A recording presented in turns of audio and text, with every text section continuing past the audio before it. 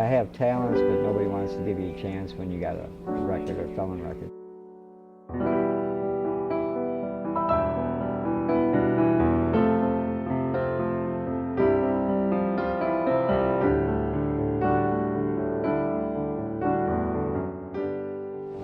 And people don't want to give you a chance when you're on parole. That's the bottom line.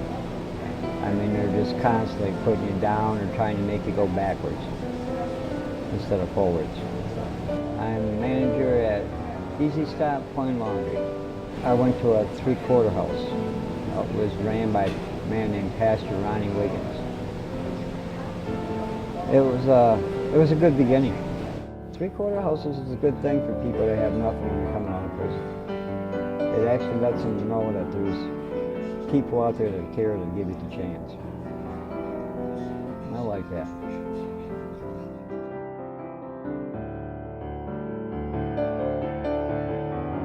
My name is Ronnie Wiggins.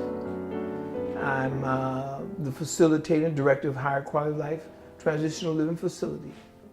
I have this one here, a total of two. This one here holds about 10 men, and the other one holds about 10 men. Currently, we have 7 people here.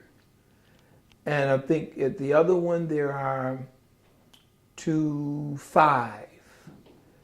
And I have 2 bed holds, which means that there are 2 individuals that are waiting to be released from prison who will occupy those beds when they are released from prison.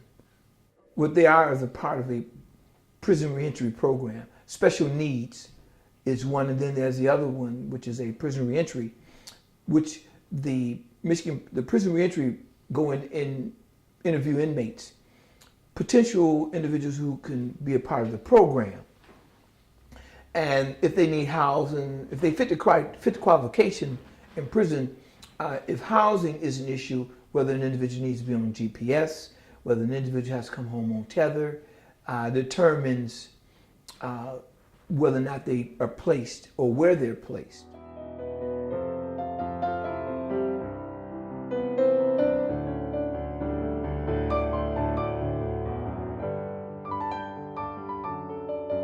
I got off from parole in 2012.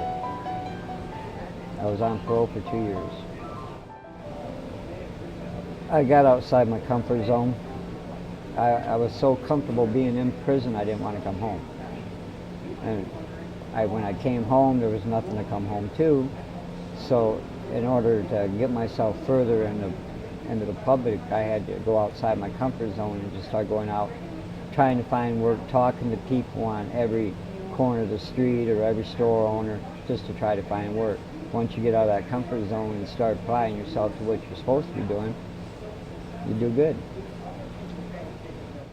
My first experience, first being released, was probably like everybody, excited. I was able to see my family and out of the prison.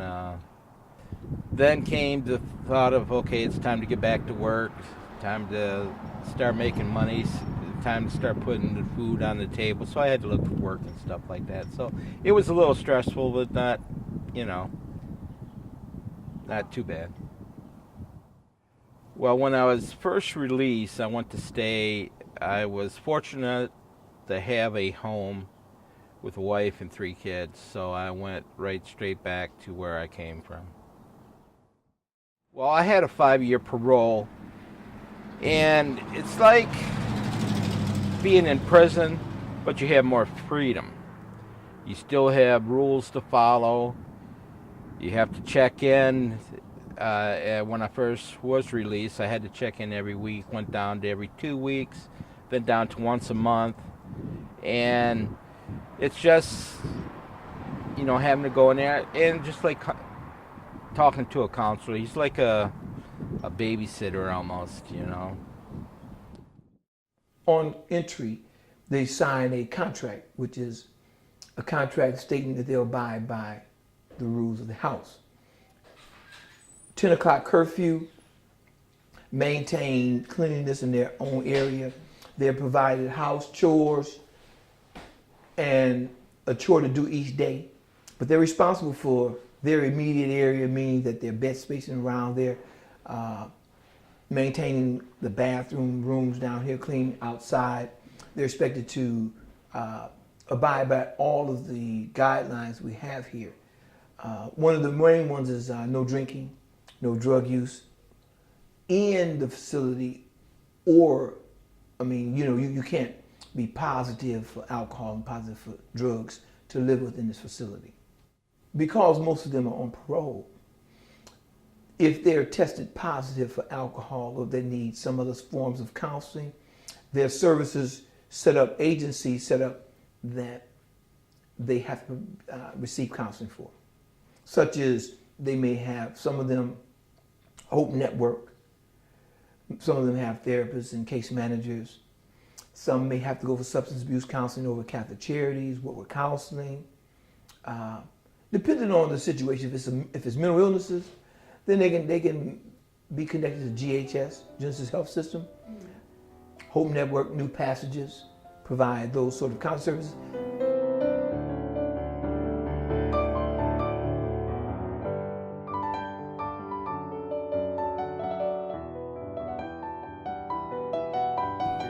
Well, there's work out there for everybody. You just gotta beat the bricks and,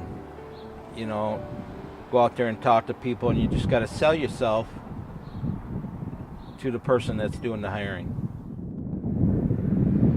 If it's meant to be, it's meant to be. I was lucky enough to have a family that's very strong Christians. I have a brother and a sister-in-law that are both pastors, so my support group was already in place when I got out. Plus I had, 4 beautiful daughters, and, it was awesome. Well, always working outside, hanging out with my buddy here, and just working in the yard, taking walks through the park, trying to do things in the community. I just recently got involved with the East Side Community Center. I took assistant director's position there, and we're just trying to bring this side of the town back up and get it back on its feet. I've been working with Easy Stop Cornrow. This is my the 3.5 years actually, and I started off working here and working at the store. I'd go over to the store at 10 o'clock at night, and I'd scrub pans and mop the floors for a little bit of money, very little bit of money. And I just kept on sticking with it.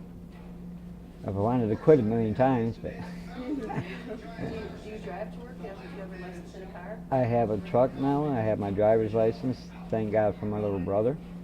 But for the longest time, I was working 18-hour shifts, walking an hour to work, and it would take me an hour and a half to walk home in the middle of the winter straight down Door Highway. That's how determined I am to do right and do what I'm supposed to do.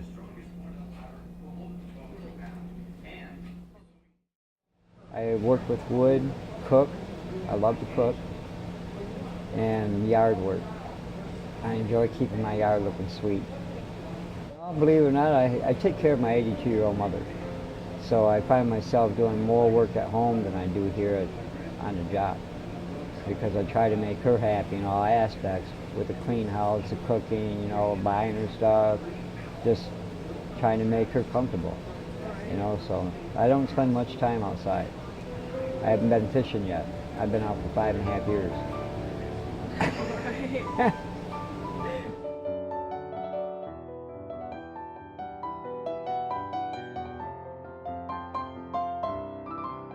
I've been doing this work for about 20 years.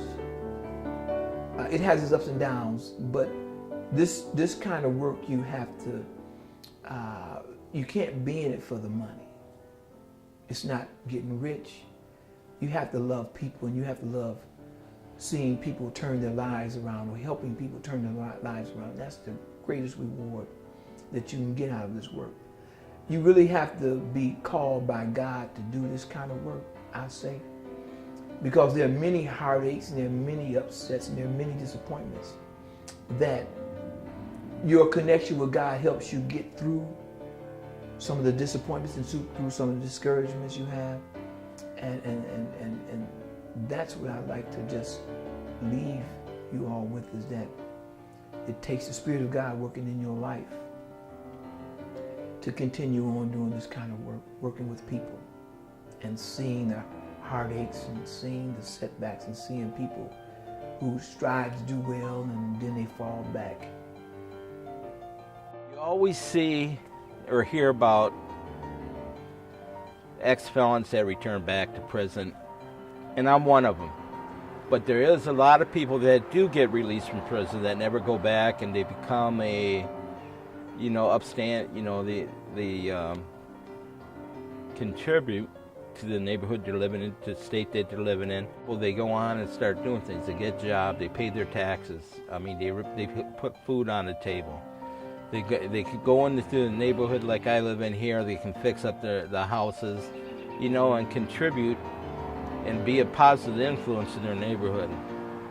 I think that needs to be more focused on than, this guy was just released from prison a month ago and he's back in kind of deal.